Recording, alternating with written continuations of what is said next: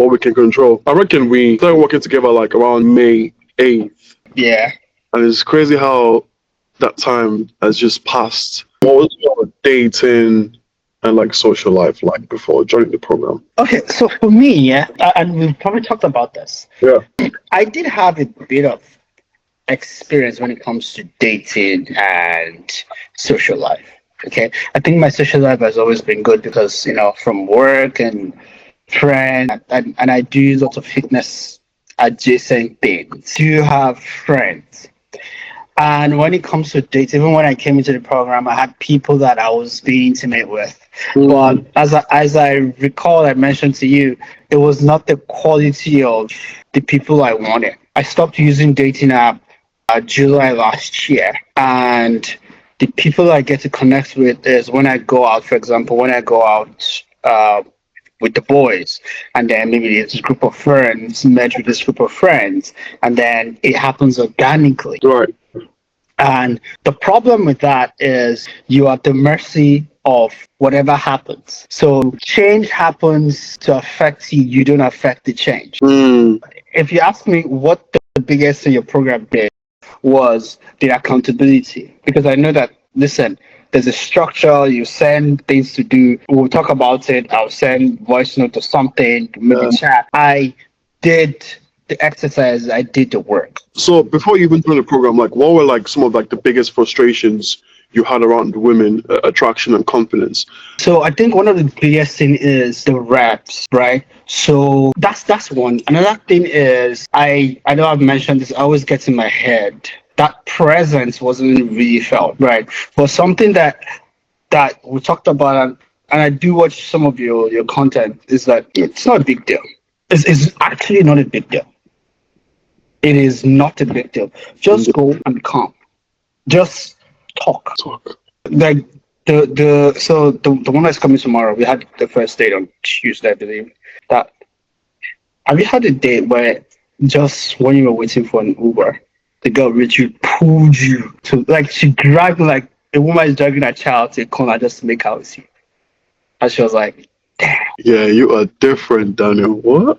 Yeah, and she was like, when I mentioned that, yo, Alpha this weekend, she was like, oh, yes. I'm looking for any day, pick the time, I'm going to make it. I'm going to make it. And those are the kind of women that you want to have around you. They actually be around you. They are there's no, it's happening. This one is happening. No brainer, innit? So no brainer. So back to the program. I think the program had a lot of information, which I really appreciated. But the biggest thing was that impetus to take action. I would say what differentiates it is that weekly sort of structure. Okay, this week, this is what you got to do. Next week, this is what you got to do. Right? It becomes sort of like a building block. Do you understand? Because anyone who's built something at the start, it feels intimidating because there's a lot of layers to it. Right. So you need someone who's going from 0 to 100 to tell you, okay, just go 0 to 10, 10 to 15. And when you look back, you realize, oh, I'm at 40. I'm almost halfway there. Like, I'm making progress. Indeed. And that's where coaching comes, because you need the structure and you need the feedback. Feedback, indeed. Without both, you might just be circling around, and you might say, I've been doing this for years, but don't get it anywhere. You know what I'm saying? I do see that. So what did overthinking look like for you in the past compared to now? I think there was a conversation we had. I cannot remember the week, where we're talking about it's not entirely vulnerability, but we're talking about when I made mention of something I used to do when I ask a question. So typically I always go strong. I go in strong. But if I don't have an equally strong reaction, I take that as She's not interested. She's not interested. And I remember that video that you showed me, and I was like, nah, if that was me, I would have left the place like 40 seconds ago. So now what presence is for me is I'm staying here. Okay? I'm staying here because in my mind, I'm not fighting myself. I'm not ejecting myself. I'm not rejecting myself from the situation. Right. And almost all conversations I've had, there has been moments where it kind of feels awkward. Not because she's saying something. It's just my internal story saying, oh, I asked her, "How are you doing today?" And she said, "Fine." Well, she should have said fine, and I drank boba, and I went to yoga, and I went to Pilates. She doesn't know you, so she understand. And Not any outcome. crazy thing is, I don't know if I told you about this approach that I did. I think it was in week 3 or week 4. I saw this girl. She was in an aisle in the shopping. I was walking, and I turned, I went, and she was, god damn, she was gorgeous. We started talking for like, I don't know, like 30 seconds. And another woman who happens to be a mom came around. The mom did not say anything. Like, she was facing me. The mom was actually looking for something behind. So she was facing me.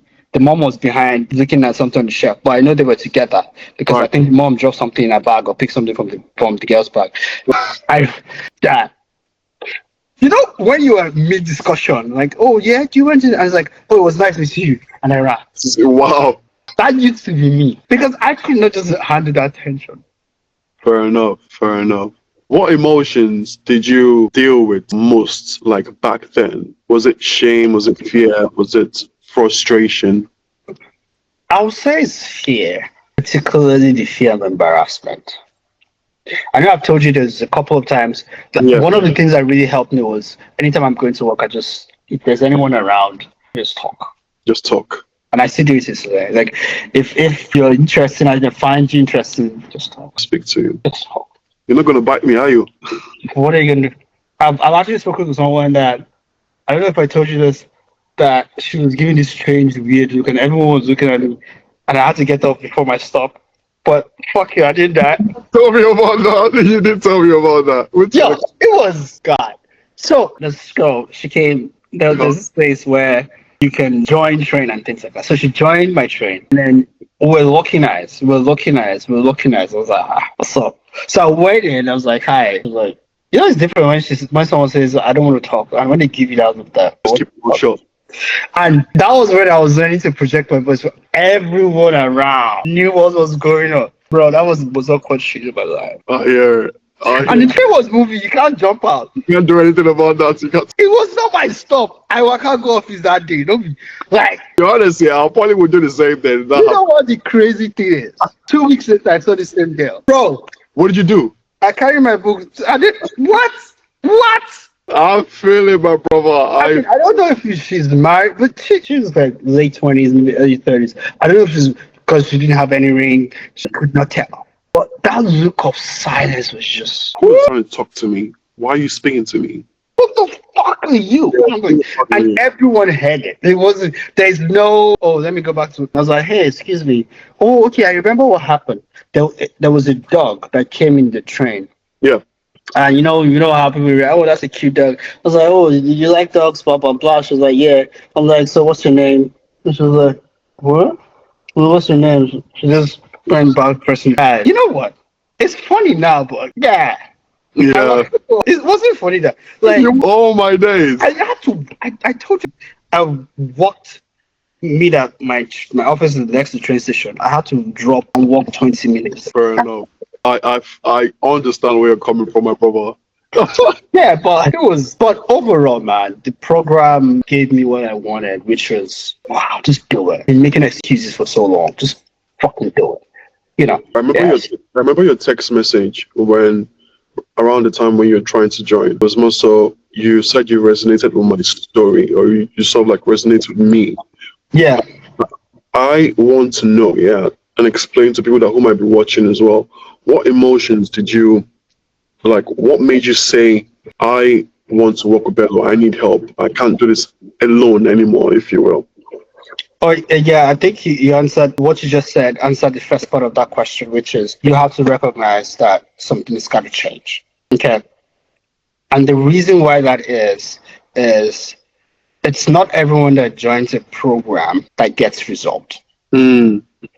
Okay. Those are two different things. I've joined courses where I didn't see anything. Not everyone that joins a course gets benefit. Indeed. And I know there was one, I think it was a onboarding call, and you asked, why did I choose to work with you? Number one, I resonated with your approach. And number two was, I'd made that decision within myself that I was going to do it. And then I remember maybe it was week 1 or week 2, I was like, someone is MIA. I hope, you asked me, I hope you're not going to do that. I was like, bro, I'm not saying I will be the best student ever, but I'm going to finish my term. Indeed. That was the beginning. So if there's anyone looking at trying to do this, you have to make that decision yourself. No one can make the decision. Indeed. All right. That's the first step. Now, the second step is you got to find people. So, something I've heard someone say is that you find those who were where you are and now, who were where you are and now are where you want to be. Do you understand? So, people have the same story that you share, but have traversed to where you want to be in the future because they have lessons about how they're going to go into the future. Okay. That said, you had the same story coming from Africa to the West, challenges and sometimes the kind of people I want to connect with are people that have shared the same passion as me, like, group workout and stuff like that. And I wanted to be ease. I wanted to be charismatic naturally. I don't want to manipulate. I'm not trying to, be phony. I want to be able to be here, like myself. And that's one thing you talked about, like that presence and knowing what a good interaction looks like and fostering that, because there's a theoretical aspect to it. You have to know what's good and what's not. But it's not so that you can be someone else. It's so that you can unleash that aspect of yourself that just that. So you're not good people. Yeah. Exactly. And the first thing I saw about you was, I think I told you, was the way you were, someone was on the track or someone was running and you just said, when are we running? And I thought that was genius, because if that was me, I would have cooked up some weird thing that had no business being there. I could just say, you were the most beautiful girls. And we're like, from where to where? Like, bro. Yeah. But it showed, and that's something that, one of the people I met last Wednesday when I went out, she told me something. I was like, she was like, I've never met a guy that carries a conversation like you do. Like, you're so aware. And you know why? Because I'm like you do, and like you taught, you're not trying to bring something from somewhere that had no adjacent relations with what's going on. You're in the environment, and it's like a death, right? Whatever you say is affected by what you said last. And you're trying, and one thing I learned, if I want to pick one thing, there are multiple things, but I want to pick one thing I learned. I remember the first time I read this, the first time you said it blew my mind, was when you were in doubt, make empathetic statements or something like that.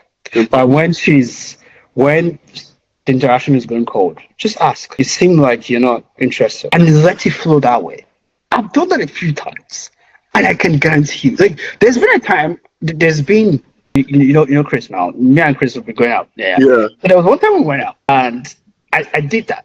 Like, I was talking to someone, and you look like blah, blah, blah. And she was like, exactly, because I have a boyfriend and I'm seeing someone, which is okay. And then she stopped me and she said, anyway, what you're doing is wonderful. And she said this I told Chris about it, which we thought was so corny. She was like, keep doing what you do, because you miss 100% of the shots you don't take. I'm like, what? You know what? I felt good. Yeah. I felt so, like, we were laughing. It was like, she was trying to motivate me, and I get that, because she's someone, and I respect that. Like, yeah. Good on, lucky to the guy and good on her.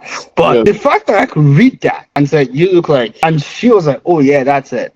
And when I do that, sometimes interaction goes well, sometimes it doesn't go well because for other reasons. But every single time, they kind of appreciate it, because you're showing that you have the social awareness. Do you understand? Because these are things that everyone sort of know, but no one has that awareness to call out. Yeah. So that sort of sets you apart. Like, okay, this guy knows how to read a room. Yeah. Everyone is always worrying about the outcomes. But when you always use empathic statements and that. Yeah, the empathic statement, it does. You show that exactly. You see me in this moment. Exactly. And that's one thing women really appreciate, someone who can attune to them. Because sometimes, most of the time, when a woman is speaking, right, the words are one level, but what they're really saying is a deeper level. So getting to discern the difference takes a special type of skill. And when you use empathic statements, you're showing that, well, I'm seeing your word, I'm seeing your reaction, but I'm just trying to know, am I getting it? And sometimes you get it, sometimes you don't. But the fact that you're extending that sort of invitation is very powerful. Very powerful. Shout out to Chris though. You mentioned him. Shout out to Chris. Anyone watching? He's a great coach. What made you, join this program over other people? I just enjoyed your content. And what was like the first one-on-one call? Like, how did it feel to be seen in that way and deeply, if you will? I think one of the things we talked about was I didn't want to be fake. I didn't want to be phony. I don't want to parrot lines from, whatever. And I didn't want to manipulate anyone. I just want to be my core self. So, yeah. And you understood that. And you shared your own story as well. So that was something that I connected with. Can you describe like a moment in one of the approaches that you made throughout our time together where you held your frame? Like, I remember a perfect example. I want to know if Which one? Oh man, I can't. Instead of like folding with that girl, that Asian girl that you met after you got. Oh yeah. Okay. Yeah, that one. Okay, so I was just coming home and from work. I was actually really tired. And I approached someone and it didn't go well. She was like, blah, blah, blah, blah. Okay, just like, whatever. And then I don't know why I just reframed it as your loss. And as I turned the corner, I see someone else. And she was sat there, she was on the phone. I was like, hey, I have this one rule that if I see anyone that makes me nervous, I have to talk to them. And she was like, I'm making nervous. I'm like, yeah, you do. You absolutely got this. And she had tattoos, like, And then we started talking. And talk about what she's doing, what I'm doing. And she's kind of giving me that vibe. And I was like, okay. And then she told me she was waiting out for a friend. And then a friend came. Yeah. And then immediately I brought the friend in the conversation, like, hey, how would you... I mean, after we exchanged pleasantries and, said each other's names, how would you rate your friend? What would you say your friend's trouble or she's cute? Oh, she's cute. She's blah, blah. So like, yeah. Like, okay, because I'm gonna take your friend's number and take her out on a date. And she was like, yeah, you should do that, blah, blah, blah. And somehow, both with the person I was talking to and with the friend, I was just in my body. I know you know what I mean when I say that. I was just flowing. I was in the groove. I wasn't thinking steps ahead. I was just right there. I was okay with yes, I was okay with no. Indeed. And we exchanged contacts and that was it. Yeah. It was all from there. I don't want to tell them what happened, but it was good stuff for y'all. It was good, and that's it. That's good. So was there like any conversation, remember, or like a rejection like you handled much better than before you joined this program? There's been several. There was one at the gym. I think I told you about that. There was this person at the gym. So yes, you did. Yeah, I remember that. Yeah. So this person, we've had like mundane conversation, but not one-on-one conversation. And she was wearing a particular shirt of a particular country. And I planned vacation to that country. So naturally, you just go and it's like, hey, are you from this place? Because I want to go to this place. And then, so she was in front of the dumbbell rack. Like, she was trying to do something on the bench. And I went to drop dumbbell. So the turn is like, hey, she had something in, like, and then she took it like, what? Naturally, the guys around, because the gym is like 80% men, right? The guys around like, what's going on? Damn. And I just stood there, dead in the eye. I didn't even flinch. And then she's like, sorry. No, she didn't say sorry, but she was like, I came late and I wanted to do my workout and get out. I was like, okay, that's fine. It's like, are you from this country? And she was like, yeah. I was like, okay. I was just planning to go there in a couple of weeks, like 6 weeks. So okay, man. And then I used a public statement. And then I said, you look like people disturb you a lot. She's like, no, it's not that. It's just that today, blah, blah, blah. Today I came late and I have to rush for work. I'm like, yeah, okay. Have a nice day. And you know what's crazy? I went back to my workout. Yeah. Nothing. My brother. Yeah. Nothing. Come on. So it's one of those things, man. Like now it doesn't even bother me. Nothing. It's inevitable. Why should I? It's, what I found was, and this is why, I think that's why you have to go through it. But if you haven't, you feel like they have power over you. Their yeses make you happy and their no's make you sad. But that's not true. Because there's sometimes you go and they will say yes and you still not be happy. And there's sometimes you go and they'll say no and you still feel good. So how about you just feel good about yourself? Whether yes or no. And that's what that's taught me. Like I don't even need so nowadays, like I said, I don't for example, this weekend I'm busy with work. I don't think I'm gonna go out. But maybe Monday, Tuesday I might go out because one of my friends doing something. My goal is to be present in every conversation. I don't even want numbers. I don't even want instant dates. I don't want anything. I just want to be present in conversation. Because that's the gift I'm giving myself. It's no longer about results. It's no longer about whatever. I want to be present. I want to be my most expressive self. So when I'm in conversation, I want to feel me. I want to feel that playful, present, smart part of myself. Mm-hmm. And it's just like, let's bounce this off of each other. That's it. It's always going back to the emphasis on I am doing this for the betterment of myself. And you know what's crazy? I think I'm better talking to people in general. I think I noticed that. So one of the things, I think one of the first recordings I sent you, you had sent me a feedback about the way I speak and the cadence of my words. And I won't lie to you, I started doing this exercise where you put a pen and you start projecting it because I wanted to like have that. If you go, obviously you don't have a recording, but if you go back to week 1, the way I'm talking now, there's a difference. There's obviously a difference. Do you understand? Yeah. My voice is more projected. I know that. So it's 100% about you. What you're doing is these people are just giving you feedback. What are you going to do with the feedback? Are you going to, have your tail behind and run inside and cry? Or are you going to just, improve what you got to improve? And I think that's where you're coming from, where it's not so much just about women.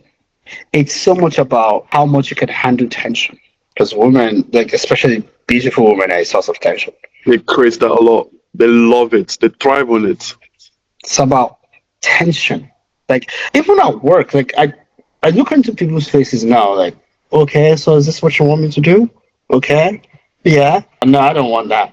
You have this sense of self-respect because you know that you were doing something difficult, something that even sometimes when I'm talking to people stop and I'm like, what is he doing? Like, what is this guy doing?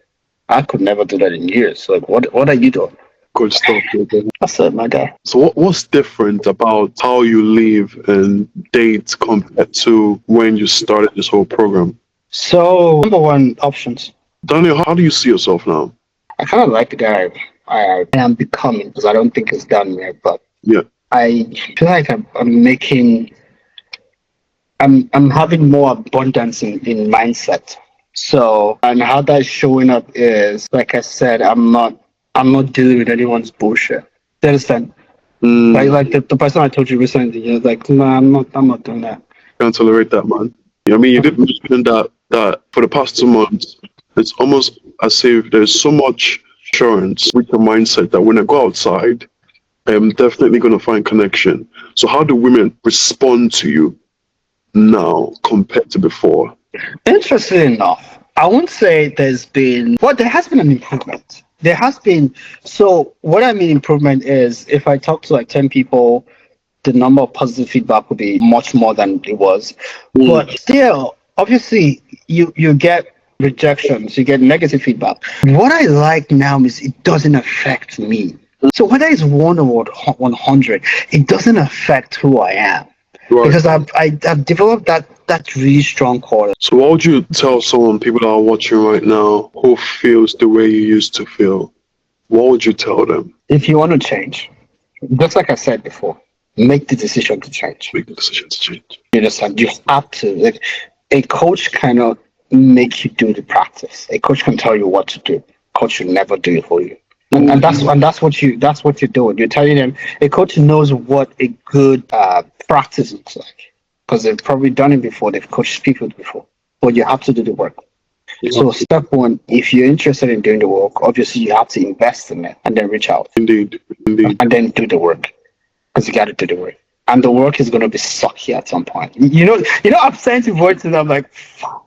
There's one time I sent you like 4. I'm like, what the fuck is going on? And I sent you the voice and you were like, bro, that's how it goes. I'm like, people. Yeah. But that's the process, my guy. Like, that's the process. It is a problem. You have to miss shots. Like, I don't. Would you ever what other advice would you give them to your past self? What advice would you give to my past self before joining this program? I would say you didn't have to take so long to make that decision. I think I took too long. I could have done this like 4 or 5 years ago. That was one thing that I kind of still have regret around it, and I had to I had to come to terms with myself. I could have done this a couple of years ago. So, and that's to anyone as well. Listen, that problem is not going to go away. No, I really do appreciate you for sharing that. That problem is not going to go away. It's going to stay. This is a tangent, but time doesn't heal. Time doesn't change nothing. It's only the effort you put in time that changes things. Time as itself doesn't do nothing. And as a matter of fact, especially when it comes to things that you need to rewire your brain, the longer you wait, the harder it becomes. Because we know from neurological studies that the older you become, the more concrete the brain pattern is. So something that will be easier for a 21-year-old to learn, it's going to be a little harder for a 31-year-old to learn. It's going to be harder for a 41-year-old to learn. Not that it's impossible, but you just have to reprogram even longer. Put more effort in. Exactly. Take more time to get that result. So there's one thing, I should have done this 4 or 5 years ago. I hear it. Yeah. Thank you so much for sharing that. So what are you most proud of from your first everyday journey? Come on. That I stuck with the program. You stuck with it. That I stuck with the program. That I did the work. I'm really not excited about the results. I'm actually more excited about me, right? Me, who I am now, and the confidence I have in myself. Love that. Saying you will do something and then doing it. And you're doing it. It's like you're building that self-trust. And now, yeah. My brother, you are different, my guy. Come on. Yeah. So would you ever recommend this to anyone? Yeah, if I know anyone who needs it, I'll definitely. Why would you do that though? Come on. Why would I do that? Because it worked for me. I mean, I'll definitely tell the person you gotta do the work, but it worked for me, so why not? Fair enough. So why not? Daniel, I really enjoyed this whole journey, I loved how you showed up every time. And obviously when people show up, that transference of energy. Yeah. You're serious. I have to be serious too. And have to keep going and keep pushing. So many days I wake up in the morning, Monday mornings I'm like, damn, I have so much calls today. My voice is about to be out. And I'm like, how am I going to speak to people? But I'm like, I'm showing up every day. And I did it last week and do it this week. I did it last week, I can do it again. So you made me see how much potential I have as a person, as a leader. If people are showing up and I get inspired, and I am also trying my best to make sure that I have an impact. Yeah. It's all for a good cause, and I'm very, very grateful. I agree. I totally agree. That's what I also want to tell the people, man. But we don't want to get too sentimental on here, man. Mental. No, just listen. If you know you need it, do it. Just do it. Do it, because things will not change. Yeah, things will not. Yes, you can read books, you can watch YouTube videos. That can give you some knowledge. But like I've said many times, the most valuable thing is the feedback. And you won't get that anywhere else. The accountability, indeed. I do see how important that is as well.